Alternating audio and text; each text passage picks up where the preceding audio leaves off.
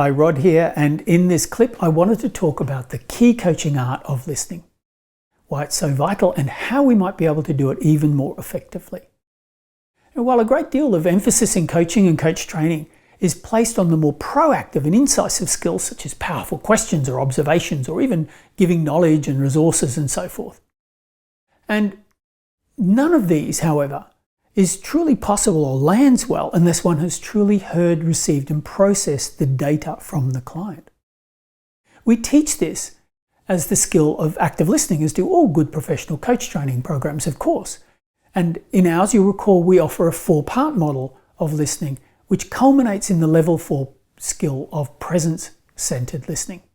And what I'm going to be unpacking here is something of a little refresher and hopefully a value add regarding all the skills, and particularly that level 4 skill, which might help you turn active listening into powerful listening. So let's begin with a general overview of our model. And level 1 is the well-practiced default mode, where most of the attention is on our process. We listen only or largely to the extent that it engages our interest and to which we have some kind of response, typically bound up in our opinion, our evaluation, our knowledge and so forth. And this type of listening responds freighted with the self and its views and assumptions and presumed expertise. Often wanting to shut down or get to the point, wants to speak, assumes it understands pretty quickly whether it does or it doesn't, often feels frustrated and generally assumes an expert voice on whatever is being said or whomever is saying it. Now, level 2 is active listening. And in this one is awake and focused on the speaker rather than the self. Receptive and engaged and able to take in the language the speaker is expressing, as well as more of their context, such as their identity, their values, their life experience, and so forth. The listener's engagement and understanding is reflected in their posture, their eye contact, and so vocal cues such as, okay, or head nodding, and also importantly in how a listener is able to accurately reflect back what they've heard in order that the speaker knows they've been received and understood. Now, level 3 is active listening or active empathic listening, which now opens to receiving more of what a speaker is transmitting, including this affective content, meaning the emotional range, plus the energetics, the vocal inflections, the body language, among others, so more of the client's context and how they are. We're able to receive a more accurate, unbiased and complete understanding of the speaker as a result and what they're expressing, without also trying to filter it so much to our views and perceptions. Level 4 presence-centered listening isn't so much different from all the previous, rather than being a kind of yes and. Presence supports the capacity for greater space, ease, and far more bandwidth, one which absolutely integrates levels 1, 2, and 3. We listen fully, we understand all of the speaker's context and their language and so forth. And yet, level 1 is bound to pop up in there, right? The voice that has a solution, idea, or wants to cut to the chase. And also, not all of our inner voice of self lacks value, right? Presence-centered listening allows one to register all the data without being reactively driven by it. We gain capacity to receive on more channels, attending to what's most skillful and salient, and then to make wiser choices about actions, questions, and responses. Okay? In this level, we are definitely interested in our own inner process as well. Sometimes it's the wise voice of intuition. When we're listening in presence with a speaker, more spacious and engaging, also just not bringing ears and mind, but also heart, then we can have a metaphorical ear to that inner wisdom, while we're also committed to the speaker. Presence is the quality which allows for this without overwhelm and without loss of focus. We can become bigger, perceive more, be even more available, the largest context for a client and the whole interaction to be known, recognized. And this isn't some skill that one only acquires after decades of dedicated practice or mastery.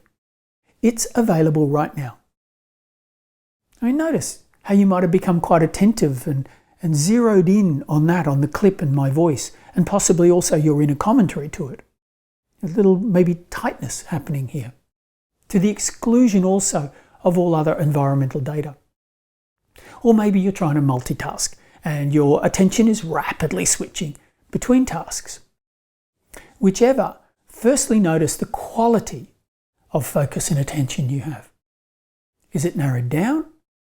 Is it on self, or is it a bit scattered? Notice what kind of thoughts are running away there. Now just allow a couple of long, deep breaths to come and go. Let the attention soften a little. Perhaps try to orient towards being allowing rather than striving. Keep receiving my voice and instructions and the focus here, but able to open up a little more space, allowing more of your periphery, even in your vision. Soften the gaze a little. Allowing the body into awareness as well. Particularly noticing the lower part, where the gentle pressure allows your awareness to know that you are grounded and embodied. Being open, receiving, including your inner felt sense of what I'm saying now. Knowing the whole of what's happening and being said and being processed. Focused on my words, and yet sensing what comes in you in relation to this present interaction. Okay, good. So this is the space from which so much more is possible. Can you sense that? This softening, giving room and space is and so forth is also the energetic place which allows you to give more space in your coaching. This begins with this type of listening. Now, while there's necessity for great questions in coaching, giving space for a client to think, process, and drop deeper into their implicit intelligence is what allows for a great question to elicit a great response, for powerful listening. While there may be times when varying pace in the conversation as well will be helpful, and we need to manage a session's time and to get results, certainly, not giving sufficient room or time will tend to also keep the response level with the client up in the analytic and likely not support the depth of response or reflection needed, which will affect real change. Reflection, deeper thinking, and the system it accesses requires ease, space, and room. How you coach, listen, develops and matters to your capacity to offer this kind of system to your client. Now, building on that, there are varying views on the need to rope clients in and get them to bottom line and not let them roam too freely, lest they end up anywhere and everywhere, right? While I believe there's certainly need to ensure we remain on topic and within agreed session times, there are often good reasons to allow a client room to express themselves more fully and their situation. So there's a subtle dance that needs to happen here, and not one which is easy to set a global rule for. I often find earlier in my engagements that clients really need space to open up and lay out all their thinking and process more fully. And also some are simply just great verbal processors. How I know whether to contain more or not is certainly partly born out of just my experience, but also by simply checking with a client. I might ask them questions such as, is this how you would like our session to run? Or is there something more or less you'd like from me regarding my coaching and how we're at the pace with that? It's the client's session. Let them decide.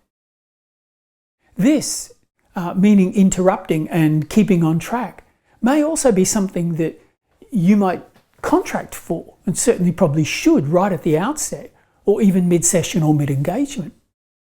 My key point here is watch the get results quick mind that might want to get somewhere rapidly, and which may prevent you from getting to the heart of what's really going on with the client and their process. We can end up simply rearranging the furniture up here rather than working on the foundations. Another related aspect that we're that we're able to reflect back in ways which show we've heard correctly. And I covered that in just the active listening components.